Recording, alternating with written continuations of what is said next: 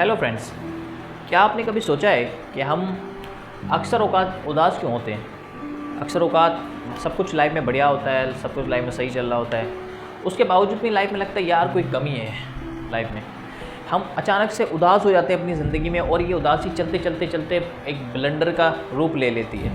और फिर होता ये कि अक्सर औकात हमारी लाइफ में अच्छी चीज़ें जब हो रही होती हैं वो भी हमें मनफी लगने लगती हैं, बुरी लगने लगती हैं। तो ऐसा क्यों है, इसके पीछे की क्या साइंस है, वो हम देखेंगे आगे की वीडियो में। सो बने रहें हमारे साथ। मेरा नाम है मोहम्मद अशर और आप देख रहे हैं आवाज़ अशर पॉडकास्ट। सो फ्रेंड्स, चलते हैं सबसे पहले लॉजिक के ऊपर। होता क्या है बेसिकली हमारी लाइफ में, अक्सर औकात हम जब इंस्टाग्राम, फेसबुक, इन सब जगहों से जब इन्फ्लुएंस होते हैं और जब दूसरे लोगों को हम बहुत ज़्यादा हैप्पी देख रहे होते हैं, जो कि हालांकि नहीं होते हैं, बट वो दिखा क्योंकि अपने आप को हैप्पी रहे होते हैं कि हमने कोई नई चीज़ ली है, हमने कोई नई कार ली है, इस वजह से हम हैप्पी हैं, राइट। हमारी हैप्पीनेस को आप अप्रिशिएट करें।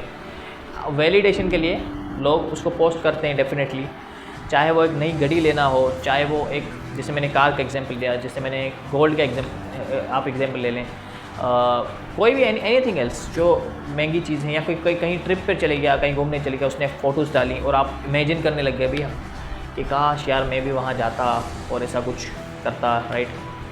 तो होता क्या है कि आप उस वैलिडेशन के चक्कर में आप खुद भी वैलिडेट होने चाह रहे होते हैं कि चार लोग मुझे भी इस तरीके से बोलें, चार लोग मुझे भी इस तरीके से मानें, जिसे इससे कमेंट दे रहे हैं, जिसे इससे लाइक कर रहे हैं। तो क्या होता है कि यहाँ दो तीन चीज़ें एक साथ होने लगती हैं। नंबर वन, कि आप अपने आप को उस बंदे से कंपेयर करने लगते हैं, ठीक है, तो जिसकी वजह से इम्प्योरिटी कॉम्प्लेक्स में आप आ जाते हैं, ठीक है, अपने आप को कमतर समझने लग जाते हैं कि शायद मेरे में ही कोई कमी है। दूसरी चीज़ होता ये कि जब आप उस कंपैरिजन जोन में होते हैं तब आप नाखुश भी तो होते हैं, तब आपके, क्योंकि कंपेयर आप तभी तो कर रहे हो जब आपके पास जो है आप उससे सेटिस्फाई नहीं हो। तो पहले आपका ध्यान उस तरफ नहीं था, पर आप जब कंपेयर करने लगते हैं अपने आप को तो आपका ध्यान ऑटोमेटिकली उस तरफ चल जाता है जो चीज़ आपके पास नहीं है, बजाय जो चीज़ आपके पास है उस पर ध्यान होने के आपका ध्यान भटक जाता है। और यही रीज़न है जिसकी वजह से हमारे अंदर की हैप्पीनेस ख़त्म होती जा रही है। दोस्तों, आपने कभी सोचा है कि अक्सर औकात हमें कोई रीज़न चाहिए होता है हैप्पी होने के लिए। सबसे बड़ा क्वेश्चन ये है, why we actually need a reason to be happy. Sir आप बोलोगे हमें तो कोई रीज़न चाहिए ही, डेफिनेटली कुछ होगा तो हम मतलब खुश होंगे। जैसे आप कॉमेडी की बात कर लो तो कि कोई जोक मारेगा तो हम हंसेंगे ना भाई, ऐसे तो नहीं 24 घंटे हम हंसने शुरू कर दें। भाई आपका लॉजिक बिल्कुल सही है, करेक्ट है, बट हंसने में और कॉमेडी में वो तो टेम्परेरी है ना, और खुशी में जो कि परमानेंट है, दोनों में बहुत ज़्यादा फ़र्क है। आपने ऐसे लोग नहीं देखे जो जिन्हें खुश नहीं होना, उन्हें आप महल में भी मतलब ले आओ, कहते हैं ना कि मतलब महल में भी आप उनको ले आओ और यहाँ उनको सब कुछ दे दो, लाइफ में अच्छी से अच्छी गाड़ी, अच्छी से जो वो चाहते हैं सब कुछ, वो उसमें से भी कमियाँ निकालने शुरू कर देंगे, उसमें भी ना खुश रहेंगे। और जिन्हें खुश रहना एक्चुअल में, वो आप बेसिक सी चीज़ें उनको दे दो, रोटी कपड़ा मकान, उनके बाद अच्छा बेसिक है ना भाई, उसमें खुश रहेंगे, बोलेंगे रब का शुक्र है भाई, कर्म है। यहाँ कहीं ना कहीं जो है ना साइकोलॉजी में मसला है, इंसान की जो नफ्सियात है, साइकोलॉजी है, उसमें प्रॉब्लम है, जिसकी वजह से ये प्रॉब्लम हो रही होती है अक्सर औकात, ठीक है। तो अब सर सवाल ये है कि थोड़ा सा और डिप में इसके अंदर जाते हैं कि why we need a reason. क्योंकि सोसाइटी ने हमें इसे बता दिया है कि हर चीज़ कोई ना कोई रीज़न की वजह से होती है। जैसे मिसाल के तौर पे अगर आप खुश हो तो आपके पास कुछ रीज़न होना चाहिए कि आपके पास एक चीज़ कोई आ गई जिसकी वजह से आप खुश हो, राइट। क्योंकि डेफिनेशन हमें ये दिखाई गई ना कि खुशी को टेम्परेरी तौर पे एक चीज़ दिखाई गई है, पर हालांकि खुशी तो एक परमानेंट चीज़ है। आप खुश तो हमेशा के लिए होगे ना, या तो आप दुखी हो गए या तो खुश हो गए, ठीक है। तो इस तरीके से हम नहीं देख रहे होते ना जब चीज़ों को, चीज़ें बहुत ज़्यादा कॉम्प्लिकेटेड हमारे लिए हो जाती है और सोसाइटी और ज़्यादा कॉम्प्लिकेटेड कर रही होती है हमारे लिए विद ऑल द रीज़न उनकी खुद की। क्योंकि देखो, आप डिप्रेशन में जाओगे तो ही तो आप किसी अच्छे साइकियाट्रिस्ट के पास जाओगे। अगर आप डिप्रेशन में जाओगे नहीं तो समझिए मेरी बात को। तो इसके बहुत सारे मल्टीपल हैं, क्योंकि मार्केटिंग के जो अलग अलग टाइप के मार्केटिंग के जो लोग हैं वो ऐसे ही लोगों को अट्रैक्ट कर रहे हैं, ठीक है। सो उस टॉपिक पे हम नहीं जाएंगे, हम बात करेंगे सिंपल कट के। अब हम सॉल्यूशन क्या कर सकते हैं इस चीज़ का।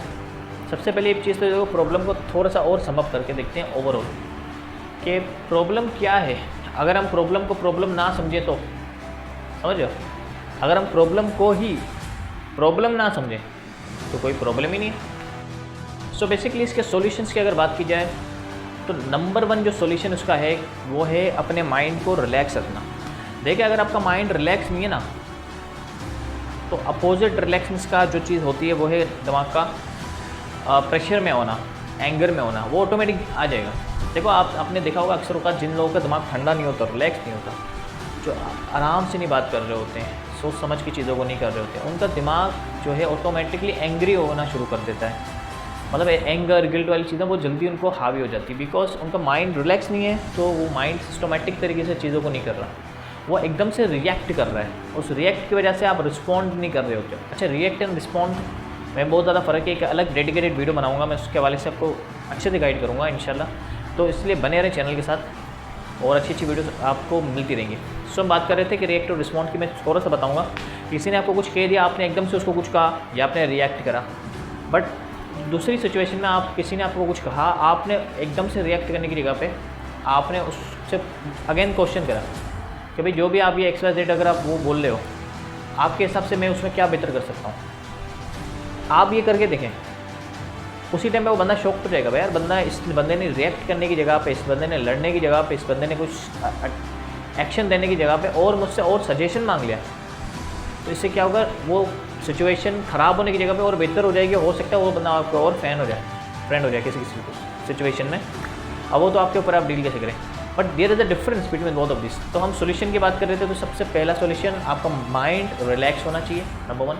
अब उसके लिए आप क्या क्या कर सकते हैं, आप सुबह उठते ही 5 मिनट मेडिटेटिव म्यूज़िक सुन सकते हैं। कुछ भी ना करें, म्यूज़िक लगा करके आँख बंद करके आप बैठ जाएँ, जिससे आपका माइंड हर दिन 5-5 मिनट की जब प्रैक्टिस होती रहेगी तो ये चैनलाइज होता रहेगा, और कंसिस्टेंसी के साथ जब आप काम करते हैं तो वो बहुत अच्छा एफर्ट देता है।